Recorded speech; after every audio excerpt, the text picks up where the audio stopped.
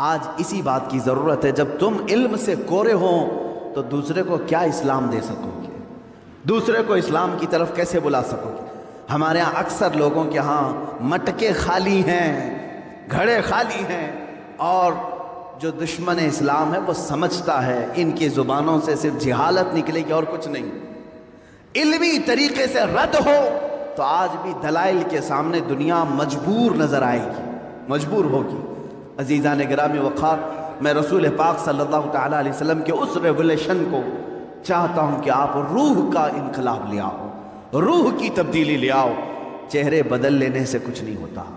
بعض لوگ داڑیاں تو رکھ لیے لیکن ان کے روح کی گندگی جا نہ سکی.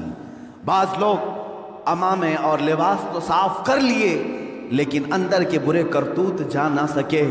یہ ایسی ہی ہے جیسے کسی کنویں میں کتا مرا پڑا ہے، آپ نے پانی تو پورا خالی کر دیا، مرے ہوئے کتے کو اسی میں چھوڑ دیا. تو پھر جب جب پانی آئے گا اس کتے کی مرے ہوئی بدبو آتی رہے گی. یہاں لباس تبدیل کرنا، صرف داڑھی رکھ لینا، صرف عمامہ پہن لینا یا صرف ظاہر کو سنبھال لینا اسلام کا یہ تقاضا نہیں، بلکہ اپنے اندر موجود جو غلاظتیں ہیں، جو حرام کی خواہش کرتی ہے، جو تمہارا نفس برائیوں کی طرف توجہ کرتا ہے، اس چیز کو پہلے صاف کریں. پھر آپ جسم پر کچھ بھی کپڑا رکھیں، اللہ رب العزت تمہارے زبان پر اثر پیدا کرے گا. اس لیے کہ اب یہ بات زبان سے نہیں دل سے نکلے گی. آپ روح کی تبدیلی کی طرف توجہ کریں، روح کی تبدیلی. اسی لیے میرے آقا صلی اللہ تعالیٰ علیہ وسلم نے جن لوگوں کو مسیحا بنایا، شاعر نے یہی کہا ہے، خود نہ تھے جو راہ پہ اوروں کے ہادی بن گئے. کیا نظر تھی جس نے کہ مردوں کو مسیحا کر دیا؟ میرے آقا صلی اللہ تعالیٰ علیہ وسلم نے ان کو مسیحا بنایا. بعض صحابہ ایسے ہیں، ایک سفر پر ہیں، کہتے ہیں ایک آدمی پیٹ کے درد سے تڑپ رہا تھا. صحابہ کو یہ خبر نہیں تھی کہ کیا کیا جائے. ایک صحابی آگے بڑھے، انہوں نے کچھ پڑھا، اس پر پھونک دیا، اس کو پیٹ کا درد چلا گیا، ختم ہی ہو گیا، صحیح ہو گیا. سارے صحابہ نے پوچھا کہ تو کیا حکیم ہے، تو کیا معالج ہے، طبیب ہے، کیا کیا تو نے؟ اس صحابی نے کہا مجھے کچھ سمجھ میں نہیں آ رہا تھا، یہ بڑی تکلیف میں تھا، جس کے ہاں یہ لوگ مہمان تھے، میں نے سورہ فاتحہ کی تلاوت کی اور اس پر پھونک دیا، اس کا پیٹ صحیح ہو گیا. لیکن صحابہ ہر چیز کو اس طرح سے نہیں لے لیتے تھے. سارے صحابہ ان کے اوپر جرح کرنے لگے، یہ کام کیا تجھے رسول اللہ نے کرنے کا حکم دیا تھا یا خود سے کیا؟ اس صحابی نے کہا نہیں، حضور نے تو ایسا کچھ کہا نہیں، میں نے خود کیا. پکڑ کر لے چلے حضور کی بارگاہ میں. کیا قرآن کی آیتیں پڑھ کر کسی پر پھونک مار سکتے ہیں کہ نہیں؟ یہیں سے، اس حدیث سے ہی ثابت ہوتا ہے کہ ہم جو بزرگان دین کے پاس دم کرانے کے لیے جاتے ہیں، وہ صحابہ آئے، کہا اے اللہ کے نبی صلی اللہ علیہ وسلم، آپ کے اس صحابی نے آج ایک عجیب و غریب عمل کیا. کہا کیا کیا؟ ایک شخص کا پیٹ شدت سے درد کر رہا تھا، انہوں نے سورہ فاتحہ پڑھ کر کے اس پر دم کر دیا.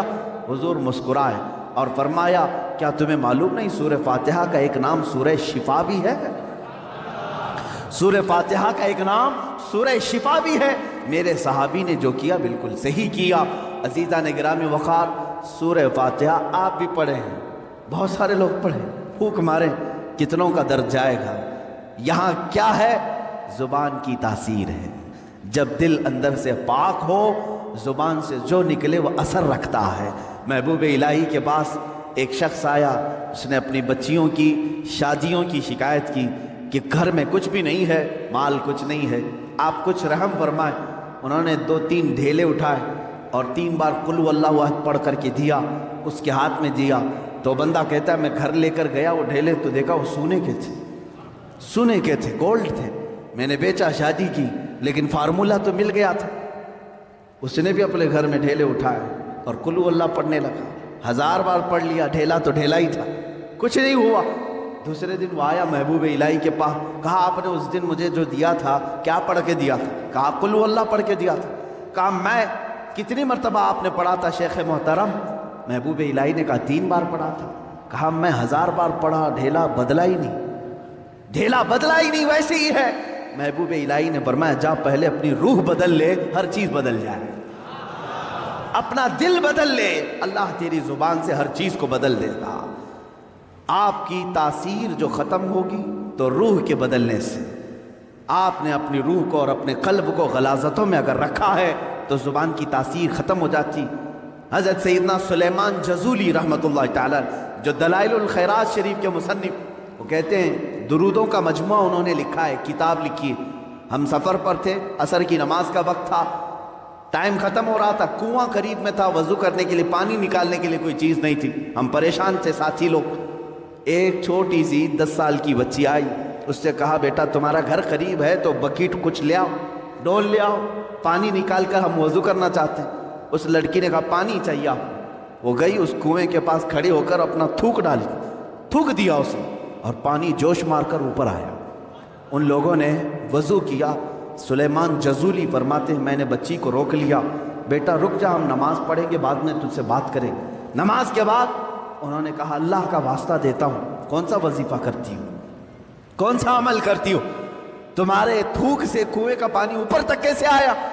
وہ بچی کیا کہتی ہے، کوئی وظیفہ نہیں، میرے باپ نیک ہیں، انہوں نے صرف اتنی تربیت کی ہے کہ بیٹا جھوٹ کبھی نہیں بولنا، حرام کبھی نہیں کھانا. جھوٹ کبھی نہ بولنا، حرام کبھی نہ کھانا. ان 2 چیزوں پر ہمارا عمل ہے. اللہ رب العزت نے زبان میں اثر رکھا ہے. عزیزان گرامی، یہ کرامات کی دنیا ہے، لیکن میں آپ سے یہ کہوں گا کرامات بعض اولیاء کو دی گئی ہیں، ہر ایک کے لیے نہیں. لیکن تمہارے لیے سب سے بڑی کرامت یہ ہے کہ کنویں کا پانی باہر آ جائے، سمندر کا پانی ہٹ جائے. یہ کرامات الگ ہیں. میں کہتا ہوں ایک مومن کے لیے سب سے بڑی کرامت یہ ہے تم ادھر سے زبان سے ایک کلمہ بولو، سامنے والے کا دل بدل جائے، اس کے دل میں انقلاب آ جائے. یہ تمہاری کرامت ہے، یہ تمہاری کرامت. لیکن کب ہوگا؟ جب تم خود اپنے آپ کو بدلنے کی سوچو. خدا نے آج تک اس قوم کی حالت نہیں بدلی. نہ ہو فکر جس قوم کو خود اپنی حالت بدلنے کا، نہ ہو فکر جس کو خود اپنی حالت بدلنے کا. عزیز